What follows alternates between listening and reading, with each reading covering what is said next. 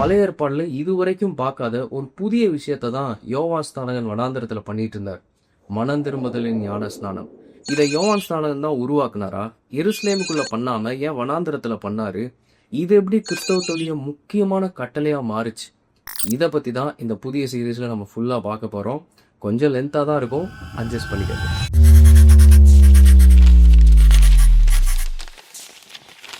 இந்த ஞானஸ்நானம் ஒன்றும் புதுசு கிடையாதுங்க. யூதர்கள் 2ஆம் தேவாலயத்தின் காலத்துல மிக்வா அப்படின்னு ஒரு சடங்காச்சாரத்தை பின்பற்றிட்டு வந்தாங்க.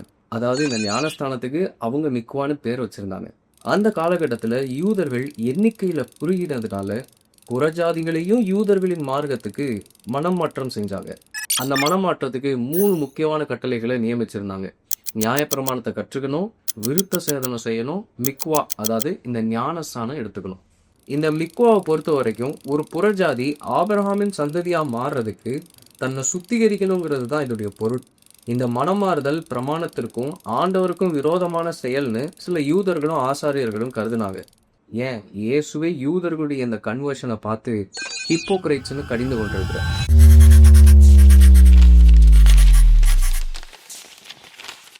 யோவானுடைய தகப்பன் சகரியா ஒரு பிரதான ஆசாரியனா தூபம் காட்டிட்டு இருந்தவர். அப்படிப்பட்ட ஒருத்தருடைய பையன் ஏன் வனாந்திரத்துக்கு வரணும்? அதுக்கு காரணமும் இந்த யூதர்களுடைய டெம்பிள் கரப்ஷன் அண்ட் கன்வர்ஷன் தான். நான் ஏற்கனவே சொன்ன மாதிரி சில ஆசாரியர்களுக்கு இந்த யூதர்களின் கரப்ஷன்ல உடன்பாடு இல்லை. அதனால அவங்க தேவாலயத்திலிருந்து வெளியேறி தேவாலயத்தின் அதிகாரத்தையும் அங்க இருக்கிற ஆசாரியத்துவத்தையும் எதிர்த்தாங்க. இதுல சிலர் எஸ்ஸீன்ஸ் கூட்டத்தோடு இணைந்து கொண்டாங்க. இந்த ஆசாரியர்கள் தங்களை ஒரு பரிசுத்த தூய்மையான ஆசாரிய கூட்டம்னு அங்கீகரிச்சுக்கிட்டாங்க. இவங்களுடைய ஐடியாவை யோவானும் ஷேர் பண்றாரு.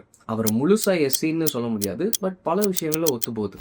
ஸோ தேவாலயத்தின் அதிகாரத்தையும் ஆசாரியத்துவத்தையும் நேரடியா எதிர்க்கிறதுக்காக அவர் வனாந்தரத்துல ஞானஸ்தானம் கொடுத்துட்டு இருக்கிறார்.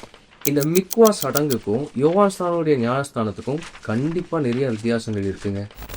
இந்த எபிசோடுடைய ஃபுல் டிராஃப்ட் உங்களுக்கு வேணும்னா டிஸ்கிரிப்ஷன்ல இருக்கு, டவுன்லோட் பண்ணிக்கோங்க.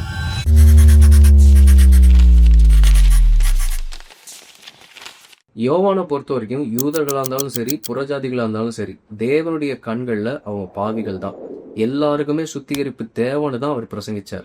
வெறும் ஆபிரகாமுடைய சந்ததியில பிறந்ததுனால மட்டும் பரிசுத்தம் ஆகிட முடியாதுன்னு ரொம்ப தெளிவா இருந்தார்.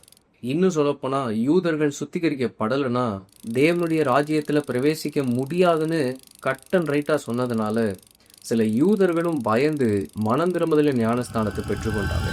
யோவான் தேவாலயத்தின் அதிகாரத்தை மட்டும் இல்லைங்க, யூதர்கள் கர்த்தருடைய ஜனங்கிற கோர் பிலீஃபையும் காயப்படுத்தினார். யோவான் சும்மா ஒன்றும் வழி ஆயத்தம் பண்றாருன்னு பேர் வாங்கலைங்க. இயேசுடைய ஊழியத்திற்கும் திட்டத்துக்கும் யோவான் சரியா வழி ஆயத்தம் பண்ணிட்டு இருந்தார். யோவானுடைய ஞானஸ்தானம் சுத்திகரிப்புக்காகனா இயேசு ஏன் அந்த ஞானஸ்தானத்தை எடுக்கணும்? அவர் தேவனாச்சே. அப்போஸ்தலர்கள் கொடுத்த ஞானஸ்தானமும் யோவான் கொடுக்குற இந்த ஞானஸ்தானமும் ஒன்றும் இல்லையா? அடுத்த எபிசோட்ஸ்ல பார்ப்போம். God plus.